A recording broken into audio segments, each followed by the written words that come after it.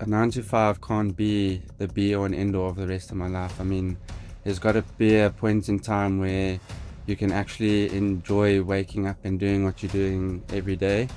And yeah, that's where I found the value of getting out of the rat race, as they call it. And Your slogan yeah, is really, really cool because it makes you stop for a second. And we're so used to saying, think outside the box. And your slogan is, think inside the box. yeah. So, was there ever a time in your life where you kind of felt contained in a box or you felt a little bit trapped? Let's face it, life is complicated, and so is the YouTube algorithm. We put so much effort into each of these episodes, and I honestly love what I do. And if you could do the smallest favor for me, it'll be quicker than making a cup of coffee. Just hit that subscribe button or like and follow on the audio channels. Thank you so much.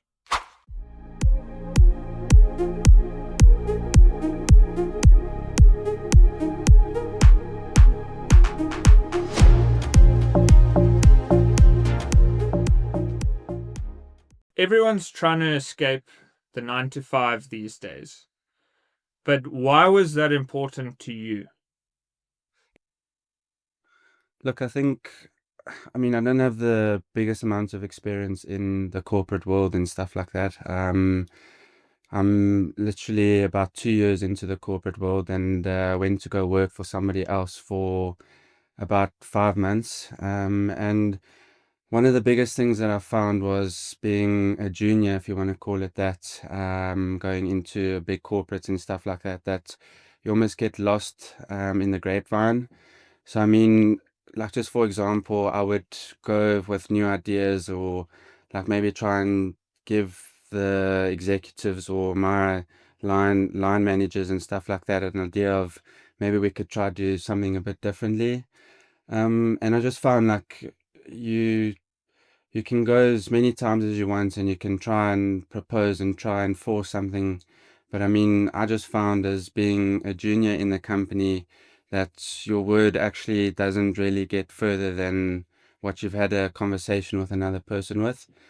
And I think, yeah, I mean, you get to a point where you get so frustrated that you wanting to like add value towards a company, but eventually you get to a point where um, that value, you feel like that value is not being created. And that's what I felt. And I think that's the reason why I was like, a 9 to 5 can't be the be all and end all of the rest of my life. I mean, there's got to be a point in time where you can actually enjoy waking up and doing what you're doing every day. And yeah, that's where I found the value of getting out of the rat race, as they call it, and working on something for myself, and I can try my own ideas and try put or execute some things that I never thought I would have executed. And I mean, yeah, the company that I'm running and stuff like that at the moment, it's my baby. It's like I want to do as much as I can to make this thing work and stuff like that. And I think if you stuck in the 9 to 5, you very limited in what you're going to do. I mean, just for example, like I found that if I was putting in 10 hours a day of work versus 2 hours a day of work, I knew the 25th of every month it was this is what your salary is going to be. And it's not like if I put in extra effort or went the extra yardage or whatever to do something more for another company or for the company that I was working for, that you don't get any sort of recognition for that. And I think especially in the world that we live in today, is that if you're not gonna continuously get recognized for stuff that you do, I think a lot of people will start feeling disheartened, and that's what I felt, and that's why I decided that doing the 9 to 5 wasn't gonna work for me. Started my own business and stuff like that, and I mean, me and my business partner are still very strict on ourselves in that sense that we're still gonna be sticking to our routines and stuff like that. It's not gonna be this thing that we'll work whenever we want to work. Because I mean, at the end of the day, if you're not gonna be putting in the work that you need to, your business is gonna shut down and close and stuff like that. So yeah, I think that's my reason behind the 9 to 5, and yeah. So, I mean, we'll get into how you started the Yeah. business, where the idea came from, and all of that. But it sounds like even during your school days, you didn't really see yourself in a 9 to 5 corporate kind of Yeah. environment. Yeah. So yeah, I mean, I've got an older brother. He's 5 years older than me. He played cricket and stuff like that from when he could actually hold the cricket bat. And I think him being the older brother, I think I followed on to that journey with him. And yeah, I mean, throughout my whole high school career, I was the A team cricket captain from grade 8 until matric. I was a first team cricket captain of Cares, and yeah, went into university, basically got a full scholarship for playing cricket for Northwest University and stuff like that. And yeah, I mean, my whole life it was like cricket. Like I had my own like pictures made up of like me in the green and gold playing for the Proteas, like with my number. Like I had those visions of like cricket was going to be the rest of my life, and I was really content that I mean I got to put in the work to obviously get there and stuff like that. And then yeah, I mean it was I really thought that I was getting close to living that dream of playing sports and not having to go into the corporate world of doing a 9 to 5 and stuff like that. And then yeah, unfortunately, I think it was in 2022, I had a serious shoulder injury. I dove for a ball and I dislocated my shoulder. So with that, I had to go see a specialist and all of that type of stuff. And yeah, the specialist basically told me that we can do 6 months of rehab or we just do the operation, you recover for a year, and then you can get going again. But I mean, obviously, like taking a step back for a year is quite hard. So I mean, I rather took the 6 month journey and did my rehab. It was tough and it was not nice work and stuff like that to do.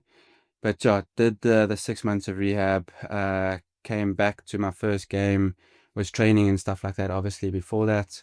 Came to my first game and dislocated my shoulder again. It was literally like the fourth or fifth over of the game, dislocated my shoulder again. And I mean, I knew immediately from that point that there was going to be a big change in my life and stuff like that now because last time I spoke to the specialist, he told me that the next time it happens, we have to do the operation because if I walk into somebody or bump into a wall or something like that, that my shoulder's just going to keep popping out. So, I mean, knowing that, it was like, yeah, it's a big reality check if I can call it that. And I guess that's what life is about is having these setbacks, but I think it's also the way that you can come back from the setbacks, you know. So yeah, I think that's pretty much it for that.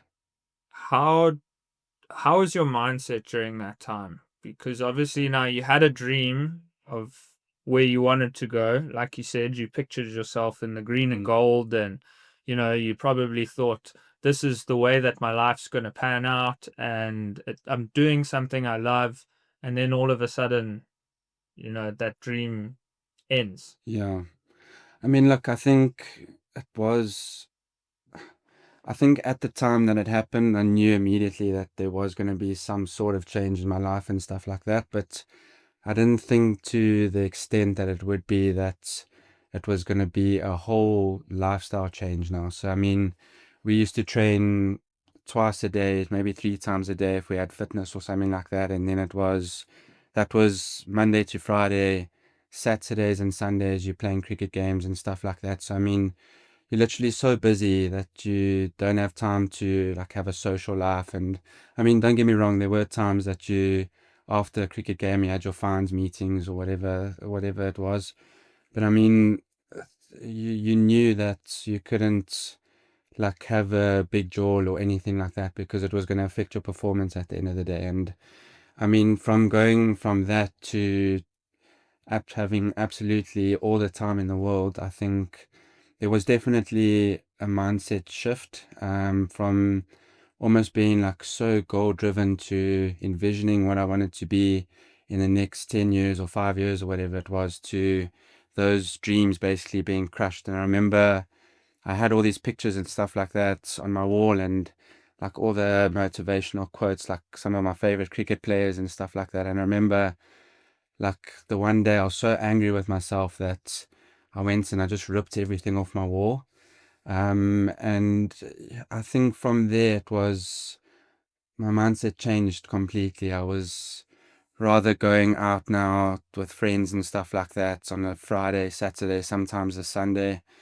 And yeah, I mean, it was difficult. It was I grew further and further away from my family, to those that cared about me, my friends, and also God. I mean, He's always been there throughout my life, and I almost had this um, rebellious sort of mindset where I was like, how could this happen to me? This is all I've wanted to do, and basically, it's been ripped out of my hands or taken out of my hands. And yeah, I mean, the mindset was very different to what it is now.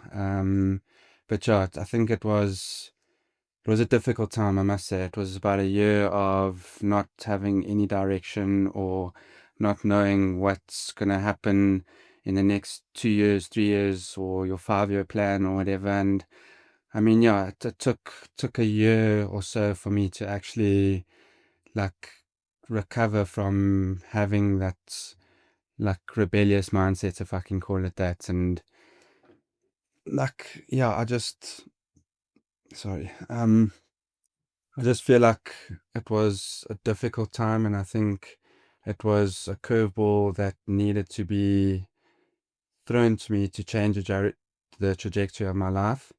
And yeah, I mean, like I said, it was difficult, and I think I've managed to overcome that negative mindset and having no drive and no goal and stuff like that. So yeah.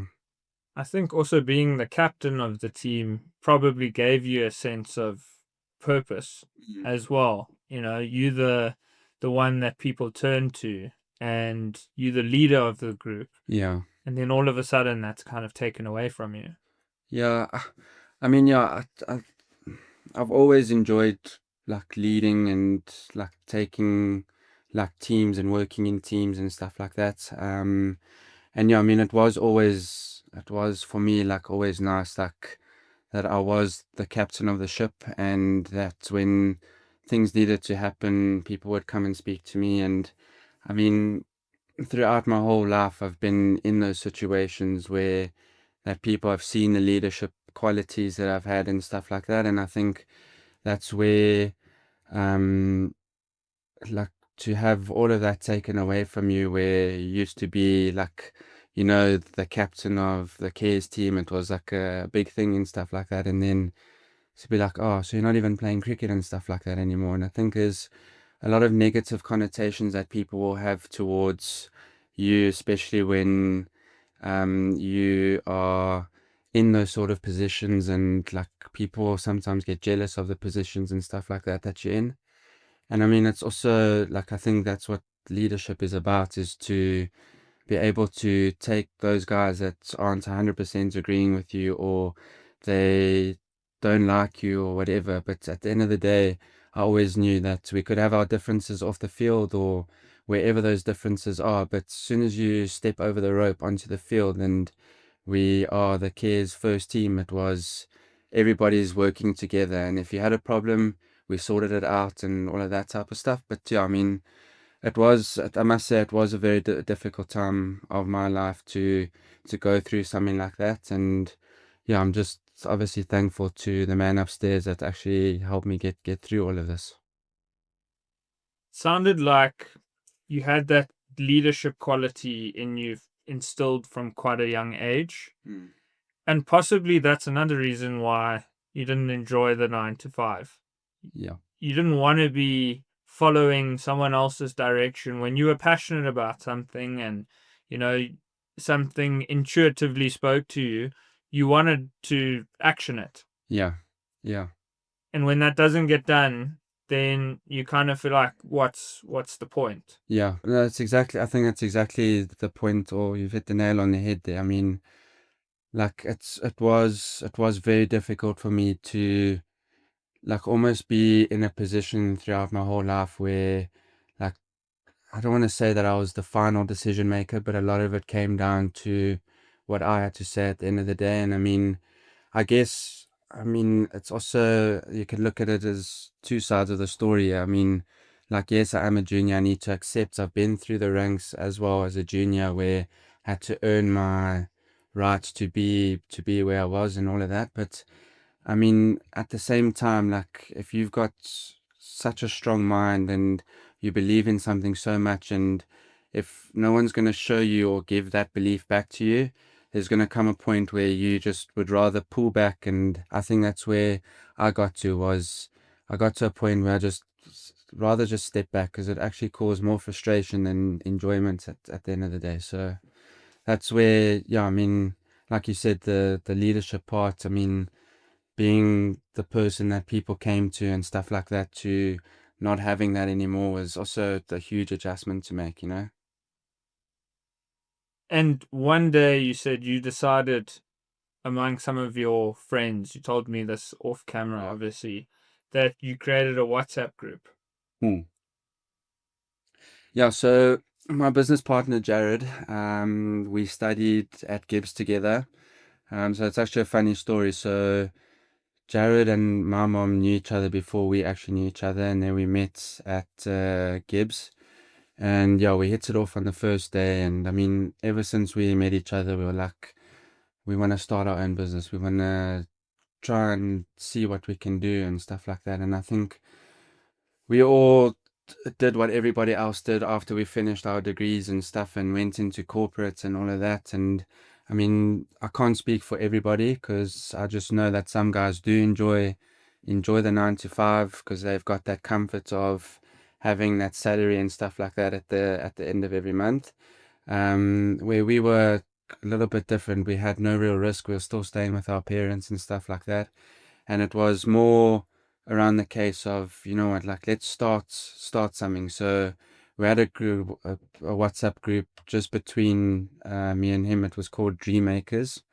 And we used to like send ideas through to the group. I mean, we could have just WhatsApp to each other normally, but we had the group between us and we would send like ideas through. We were even thinking of going into coding and starting a cybersecurity company because we did our market research and all of that, and looked like there was going to be a big boom in that sort of sector. And then, yeah, the one day I was actually on my way through to Heidelberg working for this previous company, and I saw all of these shipping containers on the way, and yeah, I sent him a message on the group, and I was like, I've got an idea, and I think we can really make this work. And phoned him like as soon as he said, "Okay, let me hear about it." Phoned him, and I said, "Let's start building shipping containers. Let's start. There's lots of container conversion companies out there and stuff, but our value was to create these beautiful spaces out of containers that are secondhand and not being used. They're just waste." And yeah, that's where the whole idea came from. My mom's an interior architect, so she's got her own factory and stuff like that that builds like kitchens and bars and all of that. And we basically partnered up with her, and she's been able to do like all of our design work for us, and she's got a name out there and stuff like that already. So I think it made it a lot easier for us to say we've got a company that she's got that's backing us and is able to do these things. And that's where the idea of boxed up living came from. And in South Africa, I don't think storage containers was a very big industry when you started last year. Look, I think like I said, we've got competitors there. There's quite a few container companies out there. But a lot of them were pushing like volume, like doing normal site offices and stuff like that, where we wanted to make like beautiful, um, like spaces. I don't want to just say living spaces because we do bars, we do gyms, whatever you really can do with brick and mortar, we can do with a shipping container. And our where we've tried to differentiate ourselves in the market is to make these spaces like like a wow factor instead of, oh flip, it's another container. We can, like, people are just using it for an office or whatever it may be. But now it's like more the fact that, I mean, the project that we finished now in Nelspruit, like the clients there are like, it's the best sleep that I've had in ages. Like sleep, we never think like, oh, I'm sleeping in a shipping container, but you would never actually know that it was a shipping container until somebody told you it was one. So yeah, I think it is competitive. I mean, I guess any, like, we can also do like cheap quality stuff, or like lower end stuff, if I can call it that, and we can, and I'm sure many other people can also take the containers to another level. But I think we've been able to enter into the market early enough to create this brand now that anybody that wants a shipping container that's more upmarket, that they want to associate it with us. So did you look at other countries and what they were doing in order Yeah. to spark the idea? So I mean, I remember when we finished our honors, it was our last day where we had to do our final presentations and all of that type of stuff. And our dean of the university came and like just had a chat to us and wished us all good luck for the future and everything like that. And he just like he just paused everybody and was like, if I can leave you guys with one piece of advice, that if you ever want to start your own business, look into a developed country, like a first world country.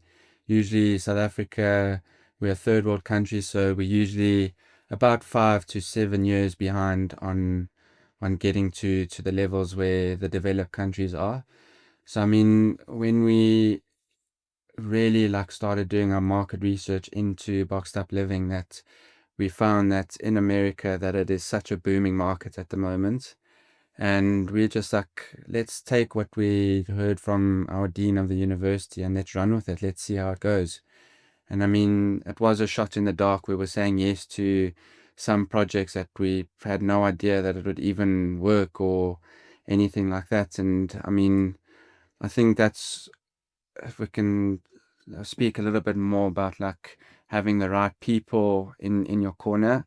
We managed to network a lot with different people in different industries, and I mean, we knew that networking was the biggest part because in our in our honors year, like networking was quite a big topic throughout the year. And I mean, if somebody's going to mention like and have so many networking events and stuff like that, that obviously it's got to be an important part of your life, of your business, or whatever it may be. Just having a good network behind you is so important. And yeah, we started this, and we got a business coach that he actually reached out to me because we were looking for contractors to build all of these containers and stuff like that. And he reached out to me over LinkedIn. And I thought that he was going to be like, he was wanting to build for us. And we go and have a meeting with him, and then we sit down, and then we find out that he's like on the board of some big companies and stuff like that. And he was like, I can't believe you wanted me to look into building these containers for you. It was never my intention. I just wanted to. He's told us that he loves young guys starting their own business, or young women starting their own business, and he likes helping them and developing them and stuff like that. And I mean, he introduced us to an engineering firm that's basically took took our concept and not ran with it, but like helped us with everything, like anything technical that needed to happen. That obviously, because we don't come from any construction background, was that they took everything with both hands and ran with it and stuff. And I mean, it gave us that confidence in a sense that what we're trying to do is achievable. Because yeah, the project we did in Nelspruit, it was two 12-meter containers that we joined together that had a whole decking area and everything like that on top. And I mean, Jared and I were sitting back at one point and we were like, we've actually got no idea what this is going to look like at the end of it. But I think like, if you can have the right people in your corner and fall back on them, and when things are getting tough or you're unsure, I mean, like I said, we are so new into running a business and stuff like that, that we don't know everything. We obviously need help when we can, and when we are when we are struggling with somebody, we know that we can just pick up a phone and we can phone our business coach, or we can phone another guy that we managed to network with throughout. And I think that's so important for anybody that either wants to start their own business or is having a difficult time of their life. It's not like you're not alone ever, you know. So if you can get that across to people and just say, like, guys, like, we're here to help, or like, make sure that you're making that effort to interact with people and try create that network, so that when things aren't going your way, that you are able to reach back to them and just say. And I mean, it doesn't have to be a business coach, or it doesn't have to be someone that's high and mighty and stuff like that. It can just be your mom, it could be your religion, it could be your dad, it could be your older brother, your younger brother, whoever it is that you find that you are able to get answers and help and stuff like that out of. I think it's so important to have those type of people in your corner at the end of the day. Your slogan Yeah. is really, really cool because it makes you stop for a second. And we're so used to saying, think outside the box. And your slogan is, think inside the box. Yeah. So, was there ever a time in your life where you kind of felt contained in a box, or you felt a little bit trapped? Yes, I think a few times. I think especially after my injury from cricket, I think that was probably the most confined that I've ever felt. And it's not a great feeling. But I mean, again, it's the way that you need to get out of that box, you know, and you need to remind yourself of why you're here. Everybody's got a purpose in life, and some people struggle to find that purpose. And if you can find that purpose and that drive that's going to get you up every day and stuff like that, then, I mean, for example, I've fallen in love with doing CrossFit.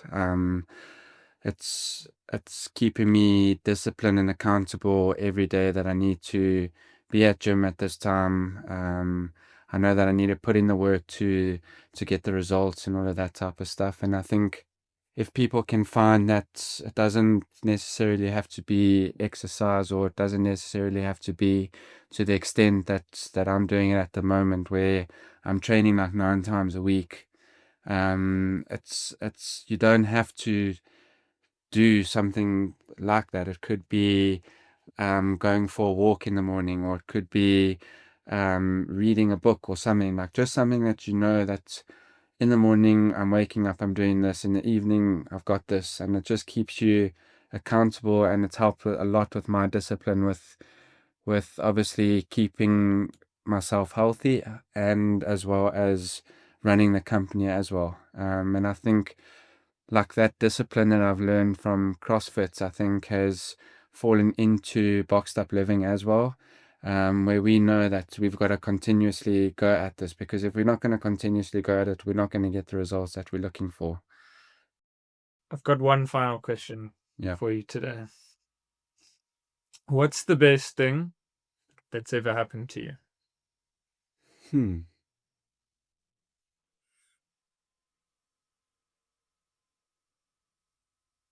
Yeah. That's a spanner, yeah, né? I always leave the best ones for last, but take your time.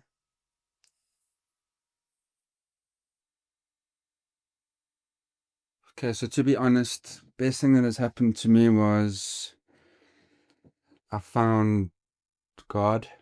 Like, I found like a purpose. That, I mean, there were so many things that have happened in my life that I couldn't really understand why. And I feel like finding God was a big stepping stone for me. I mean, I was always brought up in a Christian family and everything like that throughout my life. But actually, like, finding in myself was probably the best thing that has happened to me, because some of the questions that I didn't have the answers to, or some of the hardships or things that I'm going through. I just find like if you can find what your religion is, so mine's obviously Christianity and stuff, and if you can find what your higher power is, and if you can fall back on having, okay, no, let me just restart that one. So I Do would, you want me to ask the question again? yeah, let me restart that one. Okay. I like your answer there. Yeah, I I'll thought just it was pretty good. we're just going Yeah, keep no, the words no. across. Okay. So my final question for you is, what's the best thing that has ever happened to you? So I think finding God was probably my biggest blessing, if I can call it that. I mean, I was always brought up in a Christian family. We used to go to Sunday school and everything like that as youngsters, and I mean, like actually finding him yourself. Like when I really found him was at the beginning of this year, where I mean, I just found like there's some things and some answers that you probably don't have the answers to. And I feel like I've found a lot of those answers and questions that I had been answered from speaking to God and stuff like that. And I feel like, I mean, I've got my favorite quote from the Bible is Proverbs 3 verse 6 is like, seek his will in all you do and he'll show you which paths to take. And I think, I mean, I've taken that into every part of my life now. Like if I'm struggling with business, or I mean, if I'm going into a meeting or something like that, like it's having that relationship with him to say like, I'm struggling with this, or can you guide me through this? Like, I think that's helped me so much in having like a purpose for my life. And when things get tough, and it's always nice to know that you're not in it alone, that God's got a plan for you. And whatever that plan may be, you've got to trust in his plan and have the faith in that plan. And I think that's what's helped me to get through a lot of my trials and tribulations and stuff like that I've had over the few years. But yeah, I mean, it's been an amazing journey. We've had so I've joined now a men's group that we have every Friday morning at Bootlegger there by Blueberry. And it's just like a whole bunch of guys that come together, and they talk about like real life things, and they relate it to the Bible and stuff like that. And I mean, it really does help in that sense that like people are also going through the same stuff that you're going through. You can't ever feel that I'm going through this on my own. There's people, thousands, hundreds of thousands of people that are going through the same things that you're going through. And some people are dealing with it a little bit better than what you are. And I think that's where having God, or whatever your religion may be, is having that person that you can always rely on and speak to when you need to. I'm not saying that you only speak to, like, I don't speak to him only when I'm going through tough situations, and like I don't pray when like I really need to get out of a situation and stuff like that. It's more about having that relationship with him. Like, yeah, I mean that's what my answer would be. That's probably the greatest thing that's happened. It's a great answer.